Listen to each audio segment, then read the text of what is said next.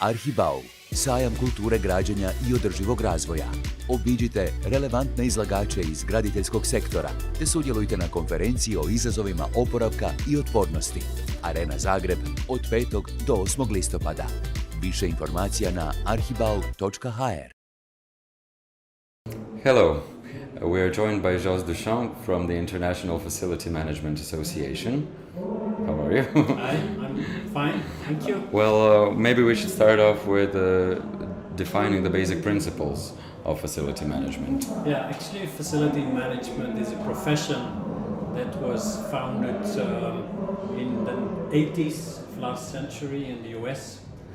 And today facility management is all over the place, and it's evolved to actually a profession connected to the processes in the organization, where we try to integrate the people, places and the processes actually to improve the quality of life of people in the built environment and to increase the organization as a whole.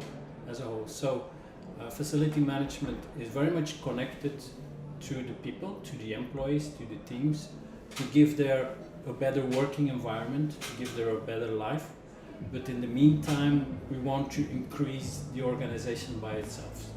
So actually facility management is some kind of horizontal function in the organization that it's crucial in actually doing the business of your organization. And it's in production plants, it is in office buildings, it's in hospitals, it's in schools. So facility management is actually applicable in all kinds of sectors. So it's a very complex profession, interconnecting the various.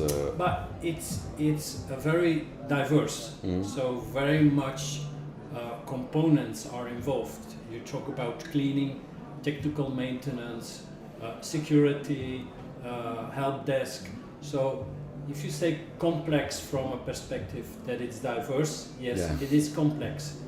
On the other hand, also facility management is also evolving to from a profession that's scattered with all these different components towards a more integrated profession.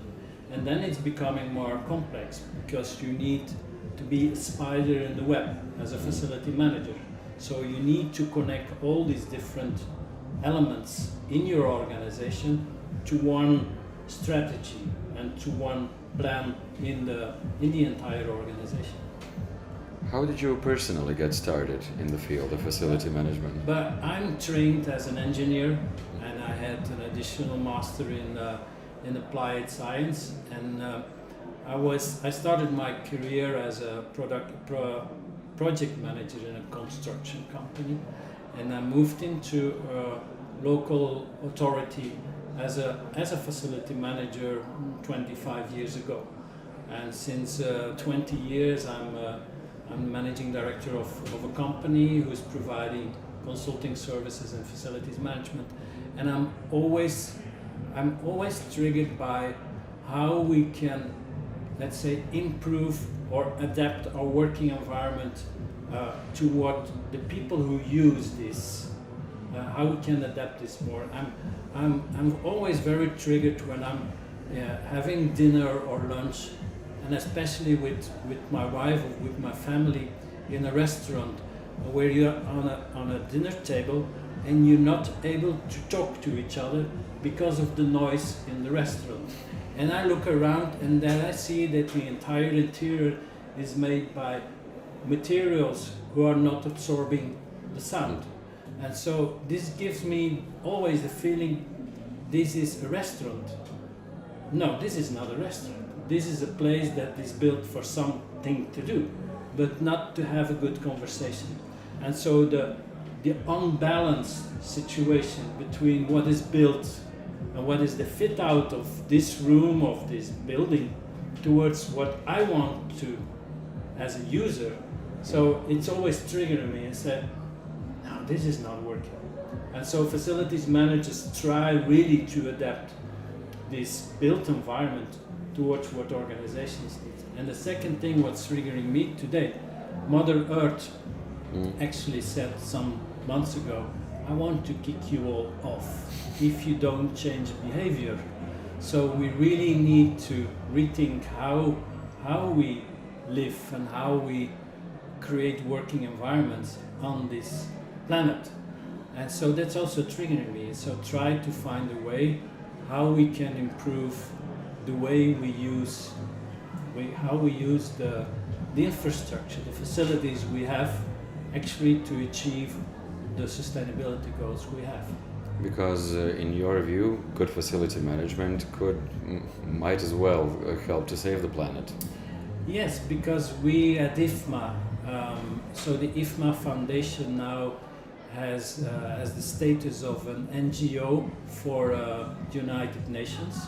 So we're able to contribute to the discussions and especially related to the SDGs. So where we connect, so the general SDGs, and we translate it to where facility managers are involved. So if you look to the CO2 emission that is generated by the buildings, the energy consumption that is generated by the buildings, all of these components, the facility manager is in charge of managing this. So if he is aware of processes, of methodologies to improve this and to contribute to the goals of the Green Deal, then we really are able to support the association to create a better world. Do you believe the Green Deal is getting along nicely, or we still have a lot of way to go in regards to the implementation of the goals? Yeah, but the Green Deal is a framework, and in the framework you need to, but at least there is a framework, and at least some targets are defined, and that's important. But you always can wait for legislation to change behavior, but you can also use the target to change your behavior because you believe in the target and in the goal. So I know that a lot of work has to be done to translate the Green Deal into directives on European level, into local legislation, before a certain group of people will apply it. But I think also organizations are moving into new plans, new policies, because they believe that it's needed to do. Another thing is also the ESG rating that it's starting, that is implemented already this year, that the large companies in Europe, they need to have their financial reporting, but they also need their ESG reporting. So it's environmental, social, and governance. So in the future, organizations will be forced to have a rating and to do reporting on how they behave on ESG, and certainly in the E. So facility managers are involved. So it's not only a matter of waiting till the Green Deal is implemented in local legislation before we go for it.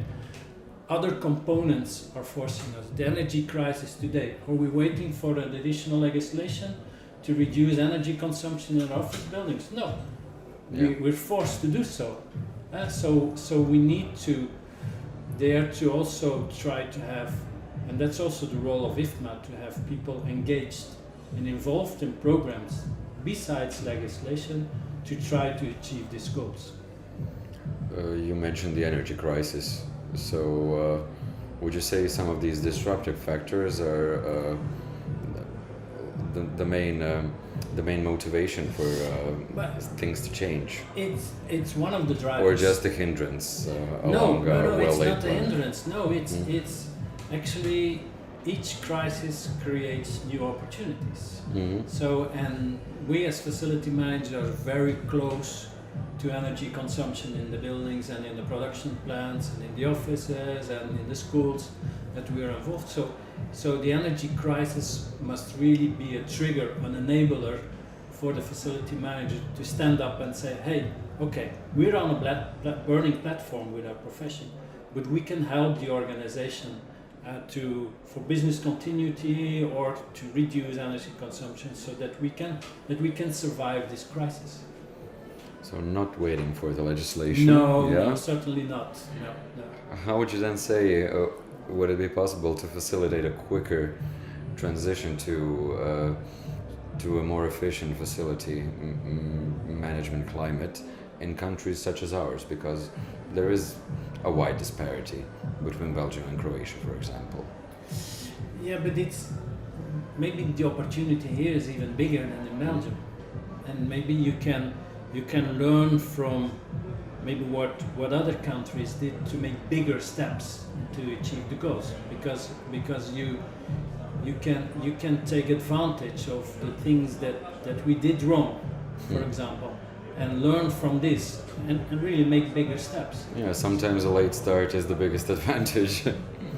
So it's and I think also this is the role that IFMA wants to play, and to be on an international level, cross-border, try to make connections, try to bring people together to exchange their experience and know-how, to actually to leverage the differences and to try to increase the level of maturity of facility management profession cross-border, at least as my role in EMEA, to increase this in total EMEA region. So in general, you are optimistic. You're definitely doing your part through IFMA. Yeah, I'm optimistic in the fact that we need to try to do the work that IFMA wants to do, in saying that we need to connect people, we need to exchange experience, know-how, we need to educate people, and if we're able to do so, yes, I'm optimistic that we can create a better world. Well, thank you for the optimism. I hope it's contagious, and thank you for bringing these interesting topics to the attention of our conference. Okay, thank you for inviting me in this podcast, and hope to see you again soon. Likewise. Okay, thank you. ArhiBau, sajam kulture građenja i održivog razvoja.